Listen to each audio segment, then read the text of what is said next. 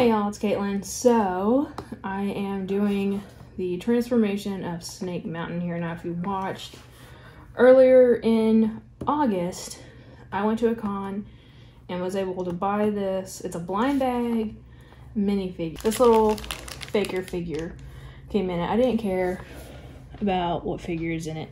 I just wanted the Snake Mountain because a while back, I was able to find some and some Castle Gray skulls via Tylock. Tylock sent me the Castle Gray skulls. I found these on Macari, a listing for them. And I made them way more badass looking. So, and I really love doing that. So I want to do it again. And this will be for sale once it's done. So yeah, if you're interested, contact me, let me know. And the first person who comes through with payment gets this and the faker. So yeah, message me on IG if you're interested. My Instagram is always linked in the description box below. But anyway, I'm going to show you guys how to do this.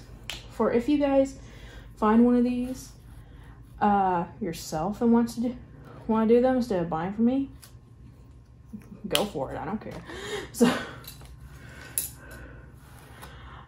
So we are just going to go ahead and start. And for the original ones, I had to just get a picture of Snake Mountain and print off. But for this one, obviously, I'm just going to use the same one that I still have in my collection that I kept for myself. And I'm using it. So I got my teeniest, tiniest paintbrush that I have, my little nail art brush. And I'm going to go in, paint the yellow eyes. Now, sometimes the eyes on Snake Mountain is different. I know for the Funko Pop Town they have, it's like red and gray, I believe. But the one that I was using originally for the Snake Mountains were yellow and black.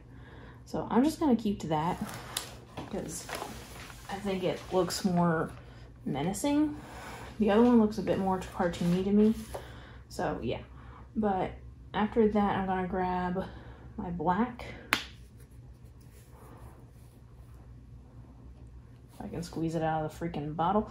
And this is one of the easiest kinds of customs that you can do, guys. Like literally, anybody can do a custom like this. If they can get the paint to come out of the tube, at least they can. It's always better when you can manage that. So come on. There we go, finally. I really need to put some paint thinner in this bottle. Good Lord. So, same brush. I'm gonna go back in and do the pupil. And I'm not really caring about dry time here. Not really. Anyway, because eventually I'm gonna put all this through a dark wash anyway. So if the color blends in a little bit, I'm okay with it. I can go back over it if I don't like it. And then again, we're still gonna go over it anyway with some dark paint later. So doing what should be the sclera of the eye, where it's usually white, making it black here. Go around. And then do the same thing for the opening of the mouth here. And I honestly can't remember. It doesn't look like I painted the bottom teeth kind of thing. I don't know why I didn't do that. I'll always do the dark wash over it for this one. I think it looked better that way. But I'm gonna go through all this, paint all this black again. I'm just gonna probably keep to this small brush through the detail work of the project at the very least. Okay, so that part is practically done. I'm gonna turn it around. And I didn't do all the detail on this thing. When I do all the steps, most of the detail is gonna pop. But I'm gonna do the cave, the little gel cell thing here, and the snake going here. Okay, so I got that painted pure black, and now I'm gonna go switch around again. I'm going to lighten this up slightly. Where's my white? My white is over there, isn't it? So I'll just use a little bit of metallic, not a lot, not to compromise it, but just a teeny bit. That's a bit too much, but it's okay. Bit of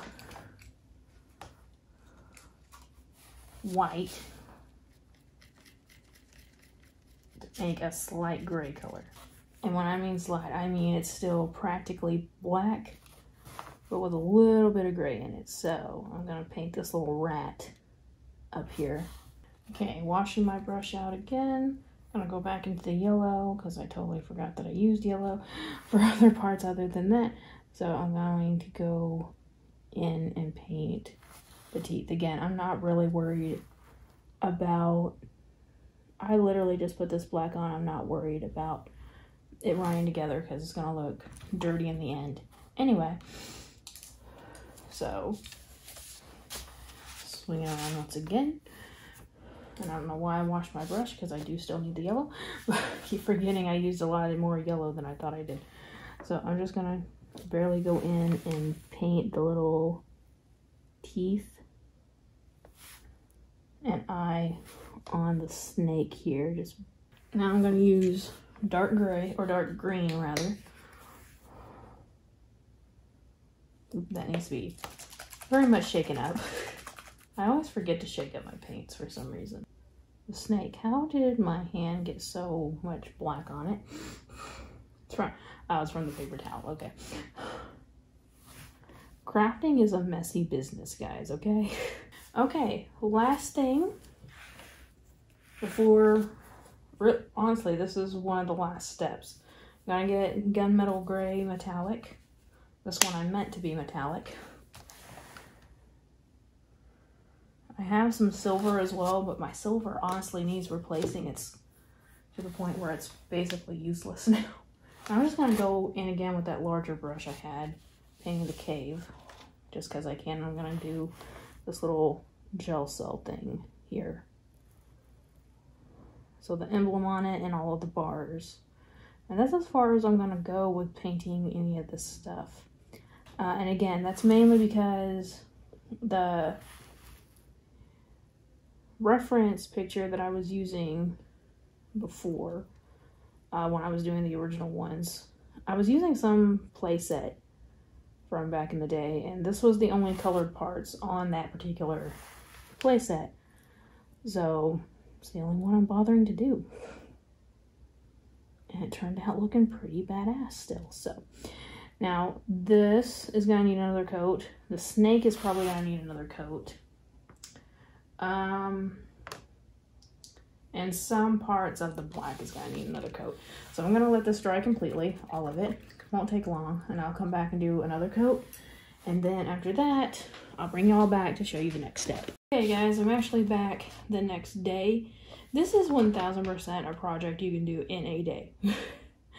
In a day. I'm just busy. So, didn't happen for me. But, so we're gonna go on, there's only 3 steps left, okay? And it's gonna be very easy. I'm gonna use this little cup I have. The dried goop at the bottom is just my varnish. I'm just gonna keep using this until it like completely fills up. Because I never clean it back out. But anyway, we're gonna make the dark wash using dark purple and black. So I'm gonna put some of these directly into here. Got a lot of that purple in, and I'm gonna try for just a teeny bit of black, and I'm gonna try to mix up the black a little bit before I add the water. And I may have put too much black in because now it just looks black, so I'm going to add a little bit more purple in. I don't want it to be colored purple, but I also don't want it to be pure black. Okay, I think that's a very, very dark purple. Okay, so now let me pick a brush. I'm going to use a brush that's fairly big that can absorb a lot. And the water that I'm using here for my paint, I'm just going to pour something in here. It won't matter. Just paint and water in here, I promise. Let's go ahead and start. Okay, yeah, that's way too thick. but that's okay. So if it's like this and it's way too thick, it's a really easy solution to it. You don't knock over all your shit while you're doing it. Just get a paper towel. And there you go. That's all you gotta do. So I will just be going over this a couple times, like that. And as you can see the detail in the little cracks and crevices of here way better now than you could a while ago. I took away all the color of the eye, so I'm gonna have to go back and refix that, but that's okay. Make sure you don't hold the paper towel down and put any sort of friction on there. So there's the front of it. Again, I'm gonna have to go over that eye to get the color back into it, but that detail is already coming out very, very nicely. So I'm just gonna keep going back and forth over it until I get to a spot where I am very, very happy with it. Alright guys, so here is what it's looking like after the dark wash. There is still a little bit of spots that aren't fully dry yet, mainly just that one big one, and I think it's mainly just because it's connected to the little pool that's made it at the bottom, but I'm just gonna tap this dry real quick. So the only things left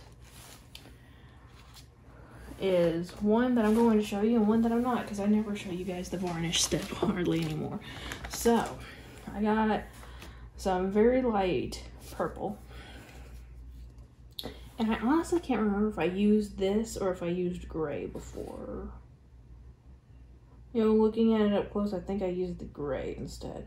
Let's get the gray out and see what it looks like before I break out the purple. Alright, so I got a light gray color, and we are going to dry brush. So I got some on the tip of my brush, and I'm just going to go back and forth on paper towel till it gets nearly not there no more. And again, I'm gonna start on the back here a little bit just to see. Yep, that's what I want.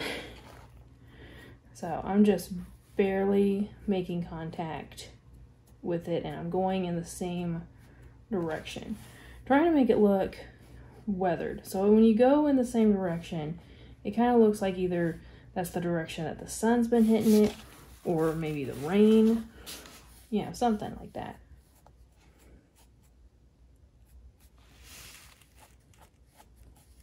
And it just brings it to life.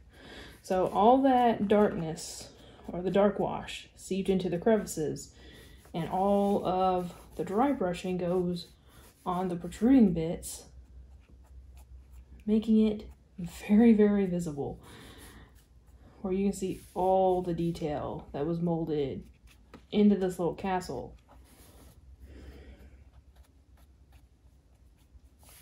And that's literally it. I did not edit anything, that's how quick it is. So I'm just gonna dip my brush again, do it again on the front. Anyone at any skills level can do this, and even honestly, if someone's watching this and you are a crafter or you are an artist, I think we can all agree when it comes to stuff that after a while of doing things at, you know, your skill level, sometimes you want to take a step back and be like, you know what, I need a little break. So let me just do something that's still creative, but so damn simple, and kind of make it like a recharge kind of thing. So that's kind of what this is. So yeah, I'll probably go ahead and go back over the eyes a little. In fact, I may as well do that now since I'm here. So let me just go ahead, bring it up, because I'm looking at the other one and I didn't go over the other one with the black. This one I did just to see what it would look like. I do think I like it better when the eyes are popping. So I'm just gonna go over this real quick. And because it's dry brushing, it goes on pretty damn dry, so you don't have to worry about smudging it. Here we go. So this custom, practically done, guys. The only thing I need now is varnish, which usually I use the stuff.